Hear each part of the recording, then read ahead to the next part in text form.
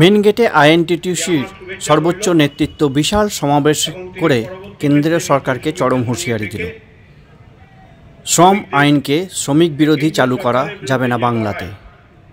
আজকের এই বিশাল সমাবেশে উপস্থিত ছিলেন শ্রমমন্ত্রী মলয় ঘটক, আইএনটিটিউসি রাজ্য সভাপতি ঋতব্রত বন্দ্যোপাধ্যায়, পঞ্চায়েত মন্ত্রী প্রদীপ মজুমদার এবং জেলা আইএনটিটিউসি সভাপতি অভিজিৎ ঘটক। এই সভায় আইএনটিটিউসির রাজ্য সভাপতি ঋতব্রত বন্দ্যোপাধ্যায় বলেন, কেন্দ্র সরকার শ্রমিক বিরোধী আইন এনে মালিকপক্ষের সুবিধার্থে 12 ঘন্টা কাজ চালু করেছে। ইতিমধ্যেই বিভিন্ন রাজ্য সে আইন মেনেও নিয়েছে, কিন্তু দেশের মধ্যে মুখ্যমন্ত্রী মমতা বন্দ্যোপাধ্যায় এবং তামিলনাড়ুর মুখ্যমন্ত্রী স্টালিন এই আইন মেনে নেননি। এই দুই রাজ্য সরাসরি বিরোধিতা করেছে এবং নিজেদের রাজ্যে চালু করতে দেয়নি এই আইন। শ্রমিক সংগঠনের রাজ্য সভাপতি বলেন, মুখ্যমন্ত্রী মমতা বন্দ্যোপাধ্যায় যে অসংগঠিত শ্রমিকদের জন্য সামাজিক সুরক্ষা প্রকল্প চালু করেছেন তাতে 1,68,00,000 শ্রমিক নিজেদের নাম লিখিয়েছেন। তিনি রাজ্যের শ্রমমন্ত্রীর সঙ্গে কেরালার শ্রমমন্ত্রীর বৈঠকের প্রসঙ্গ তুলে বলেন, আমাদের শ্রমমন্ত্রী সাফ জানিয়ে দিয়েছেন পশ্চিমবঙ্গ কেন্দ্রের শ্রম আইন মানছে না এবং তিনি মুখ্যমন্ত্রীর সামাজিক সুরক্ষা প্রকল্প নিয়ে কেরালার শ্রমমন্ত্রীর কাছে তুলে ধরেন। তিনি দাবি করেন, কেরালার শ্রমমন্ত্রী অবাক হয়ে গেছেন এত অসংগঠিত শ্রমিক মুখ্যমন্ত্রী মমতা বন্দ্যোপাধ্যায়ের এই প্রকল্পে নিজেদের নাম লিখিয়েছেন দেখে। কার্যত আজকের সভায় রাজ্য আইএনটিটিউসি সভাপতি ঋতব্রত বন্দ্যোপাধ্যায় চরম হুঁশিয়ারি দিয়ে বলেন, রাজ্যের কেন্দ্রের কারখানাগুলি উদ্গ্রীব হয়ে আছে কেন্দ্রের শ্রম আইন চালু করতে, কিন্তু মুখ্যমন্ত্রীর বিরোধিতায় ভয়ে পিছিয়ে গেছে। রাজ্য সরকারের বেসরকারি কারখানায় নিয়োগ সংক্রান্ত পোর্টাল নিয়ে বলেন, এই পোর্টালের মাধ্যমেই নিয়োগ হবে। রাজ্য আইএনটিটিউসি সভাপতি বলেন, চট শিল্পকে ধ্বংস করার জন্য বিজেপি সরকার চক্রান্ত করছে। তিনি বলেন, রাজ্যে চটের বস্তা দিয়েই এতদিন খাদ্যশস্য বহন করা হতো, কিন্তু ইদানিং চক্রান্ত করে চটের বস্তার অর্ডার বিভিন্ন রাজ্য থেকে আসছে না। কেন্দ্র সরকার আগের মতন অর্ডারও দিচ্ছে না। এর কারণ বাংলার চট শিল্পকে ধ্বংস করার চক্রান্ত করছে কেন্দ্র সরকার। তিনি সাংবাদিকদের মুখোমুখি হয়ে সাফ বলেন, যারা নিয়োগ সংক্রান্ত পোর্টালের বিরোধিতা করছেন তারা কেন করছেন তা স্পষ্ট বোঝা যাচ্ছে। নানান ধরনের শ্রম স্বার্থবাহী আইন যা তৈরি হয়েছিল 2020 সালে সংখ্যার জোরে, শুধুমাত্র সংখ্যাকে হাতিয়ার করে বিজেপির সরকার 29টা শ্রম আইনকে বাতিল করে দিয়ে 4টে সর্বনাশা শ্রম কোডকে আইনে পরিণত করেন। এই শ্রম কোডের সবথেকে ভয়ঙ্কর ধারা হচ্ছে, ইতিমধ্যে বিভিন্ন রাজ্যে সেই শ্রম কোড বলবৎ করার কাজ শুরু হয়েছে, যে শ্রমজীবী মানুষের 8 ঘন্টা কাজের যে কষ্টার্জিত অধিকার, আন্তর্জাতিকভাবে স্বীকৃত অধিকার, সেই অধিকার কেড়ে নিয়ে প্রয়োজনে মালিকের স্বার্থে, শিল্পের স্বার্থে 12 ঘন্টা পর্যন্ত কাজ করার কথা বলা হয়েছে। কোন রাজ্যে আমরা দেখছি সেই রাজ্যের সরকার 14 ঘন্টা পর্যন্ত কাজ করবার জন্য বিল আনবার ব্যবস্থা করেছেন। গতকাল যখন কেরালার শ্রমমন্ত্রী মলয় ঘটকের অফিসে নিউ সেক্রেটারিয়েট বিল্ডিং এ ছিলেন, তখন আমাদের শ্রমমন্ত্রী তাকে বললেন যে আমরা তো মমতা বন্দ্যোপাধ্যায়ের নির্দেশে এই শ্রম কোডের বিরোধিতা করেছি। শুধু আমরা নই, আমরা ছাড়া তামিলনাড়ুতে স্ট্যালিনের সরকার, ডিএমকে সরকার, তারাও শ্রম কোডের বিরোধিতা করেছেন। কেন্দ্রীয় সরকার কেরালার শ্রমমন্ত্রী বলছিলেন যে ওরা চাপ দিচ্ছে শ্রম কোড চালু করার জন্য, কিন্তু এটা ঘটে না যে তিরুপতিতে শ্রম সম্মেলন করে কেন্দ্রীয় শ্রমমন্ত্রী রাজ্যগুলোকে অনুরোধ করেছিলেন, লোকসভা ভোটের আগে সেই শ্রম সম্মেলন হয়েছিল, যে আপনারা কেন্দ্রীয় স্তরে আইন হয়েছে, রাজ্যের মাটিতে এই আইন বলবৎ করুন। মমতা বন্দ্যোপাধ্যায়ের নির্দেশে আমাদের রাজ্যের শ্রমমন্ত্রী মলয় ঘটক সেই তিরুপতির শ্রম সম্মেলনে জানিয়ে দেওয়ার ব্যবস্থা করেছিলেন যে কোথায় কি হবে আমরা জানি না, কিন্তু বাংলায় যতক্ষণ তৃণমূলের সরকার থাকবে 8 ঘন্টা কাজের কষ্টার্জিত অধিকার 1 মিনিটও কেউ বাড়াতে পারবে না। অতিরিক্ত কাজ করলে ওভারটাইম দিতে হবে। গতকাল কেরালার শ্রমমন্ত্রীকে আমরা বলেছি, মলয়দা বলেছেন যে দুর্ভাগ্যজনকভাবে বামপন্থীদের সরকার থাকা সত্ত্বেও কেরালার শ্রম দপ্তর রুল ফ্রেম করেছেন। এখন অ্যামেন্ডমেন্টের বিরোধিতা করছেন, কিন্তু রুল ফ্রেম করতে রাজি হয়েছিলেন দুটো মাত্র রাজ্য, মমতা বন্দ্যোপাধ্যায়ের নেতৃত্বে পশ্চিমবঙ্গ এবং স্টালিনের নেতৃত্বে তামিলনাড়ু, সর্বাত্মকভাবে এই শ্রম কোডের বিরোধিতা করেছে এবং শুধু 8 ঘন্টা কাজের সময়সীমা বাড়িয়ে 12 ঘন্টা করানো। ইতিমধ্যে আমাদের দেশের বিভিন্ন জায়গায় কেন্দ্রীয় প্রতিষ্ঠান, সেখানে 8 ঘন্টার কাজ টেন্ডার পাল্টে গিয়ে 12 ঘন্টা হচ্ছে।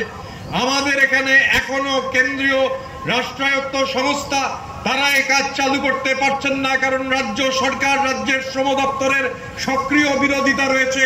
আমরা বলেছি যে আমাদের রাজ্যে কোনো পরিস্থিতিতে 8 ঘন্টা কাজের অধিকার বাড়ানো যাবে না। অতিরিক্ত কাজ কোনো শ্রমিক করতে পারেন, তিনি অতিরিক্ত কাজ করলে নিয়ম মেনে তাকে ওভারটাইম দিতে হবে। এই যে কথা যে 12 ঘন্টা পর্যন্ত ওভারটাইম নয়, পোর্টে টেন্ডার হচ্ছে, কেন্দ্রীয় সরকারের অধীনস্থ পোর্ট, 8 ঘন্টা যিনি গাড়ি চালাতেন, নতুন টেন্ডারে দেখা যাচ্ছে যে টেন্ডারে বলা হচ্ছে 12 ঘন্টা পর্যন্ত সেই একই টাকা, তারপর কাজ করলে অতিরিক্ত টাকা দেওয়ার প্রশ্ন। এই যে ভয়াবহ কানুন, এই কানুনের বিরুদ্ধে গোটা দেশের মানুষ ভোট দিয়েছেন, আমাদের রাজ্যের মানুষ ভোট দিয়েছেন। আসানসোল লোকসভা আসনে, বর্ধমান দুর্গাপুর লোকসভা আসনে আমাদের প্রার্থীরা বিজেপিকে পরাজিত করে বিপুলভাবে জয়যুক্ত হয়েছেন, কেননা শ্রমজীবী মানুষ বিজেপির এই কালা কানুনকে প্রত্যাখ্যান করেছেন। এখন পার্লামেন্টে এই দাবি সেশন শেষ হয়েছে। এই দাবি শ্রমজীবী মানুষের পক্ষ থেকে আমরা এমপিদের অনুরোধ করেছি যে পার্লামেন্টে দাবি তুলতে হবে, এই শ্রম কোড বাতিল করতে হবে, এই শ্রম কোড কোনো অবস্থায় চালু রাখা যাবে না। এবং শুধু শ্রম কোড বাতিল করা নয়, আমাদের দেশের লাভজনক রাষ্ট্রায়ত্ত ক্ষেত্র, এই যে আমরা এখানে রাষ্ট্রায়ত্ত ইস্পাত কারখানার সংলগ্ন, ডিএসপি সংলগ্ন মেন গেটের যে পাশের মাঠ, সেখানে রয়েছে, শ্রমিক সমাবেশ হচ্ছে। এবারের বাজেটেও দেখা যাচ্ছে, এবারে সংখ্যাগরিষ্ঠতা না পাওয়া সত্ত্বেও 400 পার যারা বলেছিল, 240 অতিক্রম করতে পারেনি, তারপরও রাষ্ট্রায়ত্ত সংস্থা বিলগ্নীকরণের সমস্ত ষড়যন্ত্র চলছে। আপনারা জানেন যে রাষ্ট্রায়ত্ত ইস্পাত শিল্প, এই রাষ্ট্রায়ত্ত ইস্পাত শিল্পের কাঁচামাল বিভাগের সদর দপ্তর যা কলকাতায় ছিল, বিধানসভা নির্বাচনে হেরে যাওয়ার পর কারুর সঙ্গে আলোচনা না করে সেই সদর দপ্তর নিয়ে চলে গেছে রাউরকেল্লাতে এবং বোকারোতে। রাজ্যের মাননীয় মুখ্যমন্ত্রী তার বিরোধিতা করেছিলেন এবং নতুন করে এখন রাষ্ট্রায়ত্ত ক্ষেত্র বিলগ্নীকরণের চেষ্টা চলছে। বিশেষ করে এলআইসির মতো সংস্থা, আমি একজন ফল বিক্রেতা প্রতি মাসে নিয়ম করে গিয়ে ব্যাংকে 25 টাকা জমা দেবে, তবে রাজ্য সরকার আরো 30 টাকা দেবে। তিনি বললেন কাউকে কোনো টাকা দিতে হবে না, টাকা দেওয়ার কোনো প্রয়োজন নেই, গোটা টাকাটা রাজ্যের সরকার দেবে। অসংগঠিত শ্রমজীবী মানুষকে খালি তার নাম নথিভুক্ত করতে হবে। 2001 থেকে 2011 বামফ্রন্ট সরকারের আমলে এই যে প্রকল্প, এই প্রকল্পে খরচ হয়েছিল 9 কোটি 26 লক্ষ টাকা। 9 কোটি 26 লক্ষ টাকা খরচ হয়েছিল এবং তারপর মমতা বন্দ্যোপাধ্যায় মুখ্যমন্ত্রী হয়ে বললেন যে এই প্রকল্পে সেই সময়কালে 20-22 লক্ষ অসংগঠিত শ্রমজীবী মানুষ নাম লিখিয়েছিলেন। কিন্তু এই যে প্রতি মাসে, আমার যিনি গাড়ি চালান তার অভিজ্ঞতা আমি শুনেছি, তিনি বলেছেন তিনি প্রথম 6-7 মাস টাকা জমা করেছিলেন, তারপর আর টাকা জমা করেননি, করতে পারেননি। এখন এই যে প্রকল্প হলো বিএমএসএসওয়াই, এই বিএমএসএসওয়াই প্রকল্পে এই সময়কালে মমতা বন্দ্যোপাধ্যায় মুখ্যমন্ত্রী হওয়ার পর আমাদের রাজ্যে লোকসভা নির্বাচন ঘোষণা হওয়ার আগের দিন, মডেল কোড অফ কন্ডাক্ট যেদিন লাগু হলো, সেদিন পর্যন্ত হিসেব হচ্ছে আমাদের রাজ্যের 1 কোটি 68 লক্ষ অসংগঠিত শ্রমিক নাম লিখিয়েছেন। 60 বছর বয়স হলে বেনিফিট পাবেন। তার মধ্যে কত মানুষের কাছে বেনিফিট ইতিমধ্যেই পৌঁছে গেছে। শ্রমমন্ত্রী আছেন, গতকাল কেরালার শ্রমমন্ত্রীকে তিনি হিসেব দিয়ে বলছিলেন যে 1 কোটি 68 লক্ষ মানুষ নাম লিখিয়েছেন, আর ইতিমধ্যেই 39,95,000 মানুষ বেনিফিট পেয়েছেন। বেনিফিটটা কিরকম? বেনিফিট হচ্ছে যিনি ঠেলা চালান, যিনি রিক্সা চালান, যিনি ভ্যান চালান, যিনি মাছ ধরেন, যিনি রাজমিস্ত্রির কাজ করেন, তার 60 বছর হয়ে গেলে প্রভিডেন্ট ফান্ড নেই, কিন্তু মমতা বন্দ্যোপাধ্যায় আছেন, রাজ্যের শ্রম দপ্তর আছে, বিএমএসএসওয়াই আছে, নাম আপনার লেখানো থাকলে যেদিন আপনার 60 বছর বয়স হবে 2,82,000 টাকা আপনার অ্যাকাউন্টে প্রভিডেন্ট ফান্ড বাবদ পৌঁছে যাবে। 11 বছরে খরচ হয়েছিল 9 কোটি 26 লক্ষ, আর প্রায় 40 লক্ষ মানুষ ইতিমধ্যেই বেনিফিট পেয়েছেন। 1 কোটি 68 লক্ষ মানুষ নাম লিখিয়েছেন। এদের এই বেনিফিট দেওয়ার জন্য রাজ্যের শ্রম দপ্তর এই সময়কালে মমতা বন্দ্যোপাধ্যায় মুখ্যমন্ত্রী হওয়ার পরবর্তী সময় থেকে এই সময় পর্যন্ত এই যে প্রকল্প, এই প্রকল্পে 2341 কোটি টাকা খরচা করেছেন। গোটা দেশে কোথাও এরকম প্রকল্প নেই। আমরা দেখছিলাম কালকে শ্রমমন্ত্রী যখন বলছেন, কেরালার শ্রমমন্ত্রী গোটা বিষয়টা নোট করছেন, আবারও বলছেন যে 1,68,00,000 লোক এটার মধ্যে আপনারা নিয়ে এসছেন। এই যে সামাজিক সুরক্ষার কর্মসূচি, একদিকে কেন্দ্রীয় সরকারের ধারাবাহিক আক্রমণ, অন্যদিকে সামাজিক সুরক্ষার যে কর্মসূচি, আমাদের রাজ্যের টাকা জোর করে আটকে রেখেছে গায়ের জোরে। যুক্তরাষ্ট্রীয় কাঠামোতে 15 দিনের বেশি টাকা আটকানো যায় না, তবুও টাকা আটকে রেখেছে। হাজার হাজার লক্ষ কোটি টাকা আটকে রাখা সত্ত্বেও সামাজিক দায়বদ্ধতার কর্মসূচি, শ্রমজীবী মানুষের স্বার্থবাহী কর্মসূচি গ্রহণে কোনো ধরনের সমস্যা হচ্ছে না। এবং আমি রাজ্য সরকারকে, মাননীয় মুখ্যমন্ত্রীকে দুহাত তুলে এই কারণে প্রণাম জানাবো, শ্রমমন্ত্রীকে ধন্যবাদ জানাবো যে আমাদের রাজ্যে প্রথম পূর্ব মেদিনীপুরে কর্মসংবাদ বলে পোর্টাল চালু হয়েছিল। নিয়োগ নিয়ে নানান ধরনের অভিযোগ থাকে, অভাব থাকে।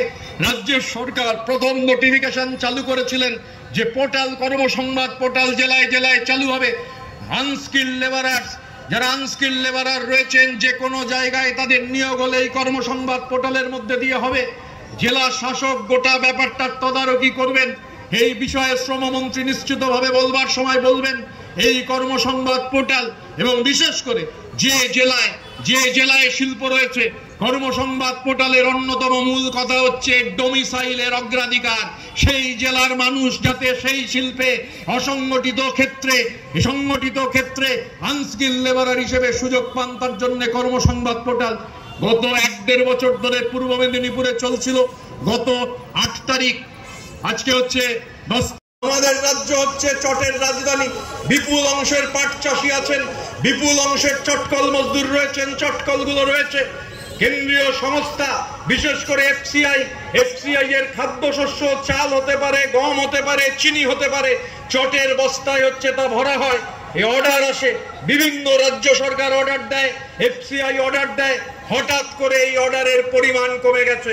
একের পর এক রাজ্য এই অর্ডার দিচ্ছে না, এবং এই অর্ডারের পরিমাণ কমে যাওয়ার ফলে ইতিমধ্যেই আমাদের রাজ্যের চট শিল্পে সংকট তৈরি হয়েছে। বাংলার চট শিল্পকে ধ্বংস করে দেওয়ার জন্য পরিকল্পনা চলছে। এই পরিকল্পনার পেছনে কারণ হচ্ছে দীর্ঘদিন ধরে বিশেষ করে মহারাষ্ট্র এবং গুজরাটের সিনথেটিক লবি বিজেপি সরকারের উপর বারবার প্রেসার তৈরি করছে যে খাদ্যশস্য পলিয়েস্টার ব্যাগে, পলিজুট ব্যাগের মধ্যে ভরবার ব্যবস্থা করতে হবে। জুট ব্যাগ যদি বন্ধ না করা যায় তাহলে এই সিনথেটিক ইন্ডাস্ট্রিকে এগিয়ে নিয়ে যাওয়া যাবে না, যে কারণে বাংলার চট শিল্পকে ধ্বংস করবার জন্য নানান ধরনের আক্রমণ শুরু হয়েছে। এই পরিস্থিতিতে দাঁড়িয়ে আমরা আগামী সোমবার কলকাতায় শ্রমমন্ত্রী সেখানে উপস্থিত থাকবেন, তিনি প্রধান বক্তা। আমাদের আইএনটিটিউসি অনুমোদিত all Bengal Trinamool jute and textile workers ইউনিয়নের আহ্বানে আমরা বড় শ্রমিক সমাবেশের ডাক দিয়েছি। গোটা দেশ জুড়ে শ্রমজীবী মানুষের ওপর যে আক্রমণ চলছে, শ্রমজীবী মানুষ যেভাবে আক্রান্ত হচ্ছেন, একের পর এক সিদ্ধান্ত, শ্রম স্বার্থবাহী সিদ্ধান্ত, এই যে 8 ঘন্টা কাজ বাড়িয়ে 12 ঘন্টা করা, ওই একই শ্রম কোডে এরা বলেছে 300-র বেশি শ্রমিক কর্মচারী নেই, এমন সংস্থায় শ্রমিক কর্মচারীদের আর কোনো অধিকার থাকবে না। সমস্ত কিছু মালিকের সঙ্গে আলোচনা করে ঠিক করতে হবে। রাজ্যের শ্রম দপ্তরে যাওয়া যাবে না, প্রশাসনের কাছে যাওয়া যাবে না, মালিকের সঙ্গে বসে আলোচনা করে ঠিক করতে হবে। একের পর এক সিদ্ধান্ত শ্রমজীবী মানুষের বিরুদ্ধে হচ্ছে। একদিকে কেন্দ্রীয় সরকার এই সিদ্ধান্ত নিচ্ছেন। গতকাল যখন আমাদের শ্রমমন্ত্রী আমাদের রাজ্যের শ্রমজীবী মানুষের যে দস্তাবেজ লেবার ইন ওয়েস্ট বেঙ্গল কেরালার শ্রমমন্ত্রীকে দিচ্ছিলেন, আলাপ হচ্ছিল, রাজ্যের শ্রমমন্ত্রী তখন ওনাকে বলছিলেন যে আমাদের রাজ্যে মমতা বন্দ্যোপাধ্যায়ের নেতৃত্বে বিএমএসএসওয়াই নামে স্কিম হয়েছে, যে স্কিমে 1,68,00,000 শ্রমজীবী মানুষ ইতিমধ্যে নথিভুক্ত হয়েছেন। আমরা ওখানে আলোচনায় ছিলাম, দেখছিলাম উনি কিছুটা ঘাবড়ে গেছেন, জিজ্ঞাসা করছেন কত লোক। আমরা তখন বললাম 1,68,00,000। গোটা স্কিমটাকে ওনাকে বলা হলো। সেটা শোনবার পর ওনার সঙ্গে আরো একজন প্রাক্তন মন্ত্রী ছিলেন, তারা নিজেরাও হতচকিত হচ্ছেন, বলছেন এত মানুষ, অসংগঠিত মানুষ এই স্কিমের আওতাভুক্ত। আসলে এসএসওয়াই প্রকল্প 2001 সালে আমাদের রাজ্যের মাটিতে চালু হয়েছিল। বিভিন্ন রাজ্যে সেই সময়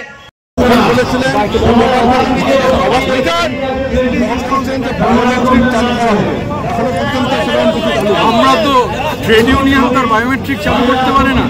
ট্রেড ইউনিয়ন ফরমাল দাবি করেছে, রাজ্যের অনেক ইন্ডাস্ট্রিতে বায়োমেট্রিক চালু হয়েছে। আমরা ডিএসপিতে এর আগে লিখিত দিয়েছি, আবার অ্যাপয়েন্টমেন্ট নিয়ে, কারণ আমাদের ক্লিয়ার দাবি নো গেট পাস, সর্বত্র বায়োমেট্রিক। আর ওদিকে রাজ্যের বিভিন্ন শিল্পাঞ্চলে ইতিমধ্যেই বহু কারখানা, রাষ্ট্রায়ত্ত কারখানা, তারা বায়োমেট্রিক চালু করেছেন। কন্ট্রাকচুয়াল এবং পার্মানেন্ট প্রতিটা ক্ষেত্রেই বায়োমেট্রিক হচ্ছে আইএনটিডিসির দাবি। দুর্গাপুর ইস্পাত কারখানা কি সেটা মেনে নিচ্ছেন? দুর্গাপুর ইস্পাত কারখানার যারা ম্যানেজমেন্ট তারা তখন বলেছিলেন তাদের নীতিগত কোনো সমস্যা নেই। আমরা আবার দেখা করে অ্যাপয়েন্টমেন্ট চেয়ে প্রসেসটা স্পিড আপ হওয়ার অনুরোধ জানাবো। কারখানায় রিক্রুটমেন্ট নিয়ে এখনো বন্ধে তৃণমূল কর্মীরা। দেখুন, গভর্নমেন্টের নোটিফিকেশন হয়েছে, আমি তো প্রশাসনের লোক নই। কর্মসংবাদ পোর্টাল ইতিমধ্যেই পূর্ব মেদিনীপুরে 1 বছরের বেশি সময় ধরে চলছে। গত 8 তারিখ পশ্চিম মেদিনীপুরে উদ্বোধন হলো। পশ্চিম বর্ধমানেও গভর্নমেন্ট নোটিফিকেশন হয়ে গেছে কর্মসংবাদ পোর্টালে, যা নিয়োগ হবে আনস্কিল সব কর্মসংবাদ পোর্টালে ছুটে হবে। এটা কি সুস্থভাবে হবে মনে হচ্ছে? গভর্নমেন্টের প্রক্রিয়া গত 1 বছরের ওপর ধরে যে প্রক্রিয়া চলছে 1:10, এটা আপনারা ডিএম যেহেতু গোটাটার চেয়ারম্যান, আপনারা ডিএমের সঙ্গে দেখা করলে তিনি আরও ক্লিয়ারলি আপনাদের প্রেজেন্টেশন, যে পাওয়ার পয়েন্ট প্রেজেন্টেশন আছে সেটা আমার মানে আপনারা হয়তো দুর্গাপুরের সাংবাদিকরা ছিলেন না, যেহেতু আসানসোলে হয়েছিল সেদিন সংবাদ মাধ্যমে গোটাটা প্রেজেন্টেশন দেওয়া হয়েছে এবং পরের দিন সমস্ত সংবাদ মাধ্যমে এই জেলায় গোটা বিষয়টা খবর বেরিয়েছিল। তবু আপনারা প্রশাসনের কাছে যোগাযোগ করলে প্রশাসন আবার এটা দেখিয়ে দেয়। দাদা, এই পোর্টালের বিরুদ্ধেই দুর্গাপুরে তৃণমূলের ঝান্ডা হাতে স্থানীয়রা বিক্ষোভ করেছিল যে তারা এই পোর্টাল মানছে না সাগরভাঙা এলাকায়। তাহলে বুঝতে পারছেন যে পোর্টালে কারুর যদি বুকে ব্যথা হয়, মানে যেই পোর্টাল ঘোষণা হয়েছে কারুর যদি বুকে ব্যথা হয়, তার দায়ও আমি নিতে পারবো না, দায়িত্বও নিতে পারবো না, সরকারও দেবে না, তার ব্যাপার।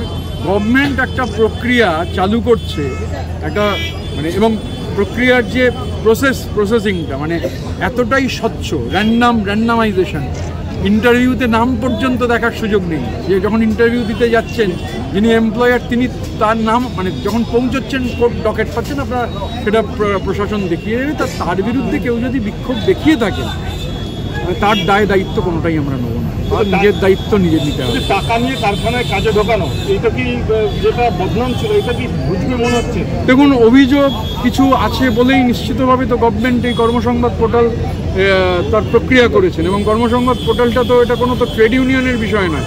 গভর্নমেন্ট অফ ওয়েস্ট বেঙ্গল ইতিমধ্যেই বিভিন্ন জায়গায় কর্মসংবাদ পোর্টাল চালু করেছেন, পশ্চিম বর্ধমান তার আওতাভুক্ত।